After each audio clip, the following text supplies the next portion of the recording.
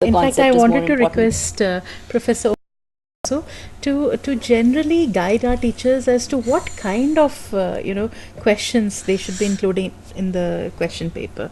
In fact, evaluation should not be to find the fault or deficiency with the student.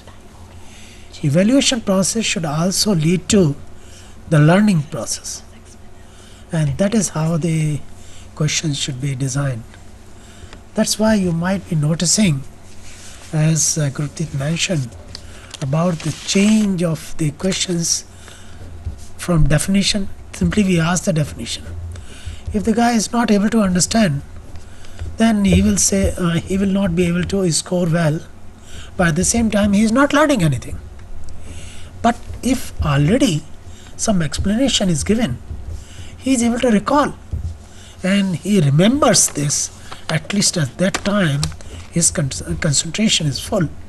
And this is how we are saying that even during the evaluation process the learning continues. So that is one thing. Another thing is the child should be put in this situation, real life situation, and let him try to see how to solve the problem rather than simply giving some questions which are very fictitious, and child is not able to really come up to the answer unless he cramps up. So we are trying to reduce the process of, or rather minimizing the process of cramming or rote learning.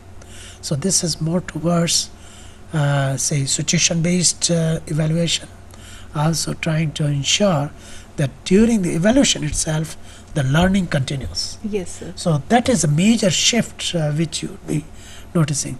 The other aspect is while we are trying to see this learning, we are also trying to encourage the teachers that they should encourage the children to have some sort of team, and team project should be there.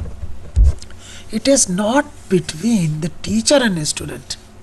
The process of learning and teaching continues. Also the peer learning is important. So in such a case we have to see how we can encourage the peer learning, and that's why you'll be finding in this course there is an ample opportunity of options. You can choose either this or that, but most important thing is understanding and application of this thing. And in fact wherever I am finding nowadays the requirement of programmers, the programmers requirement is shifting more towards the programmers who have understanding of multimedia technology, web technology, the handling, or say flash programming and so on. And especially most of the learning software or say distance education packages are making use of this. So I think the time has come when you'll find the requirement of such skills is certainly growing in such a case. And another point is Gurpreet and Mukesh also mentioned, most of the times you'll see that the student knows better or student knows more.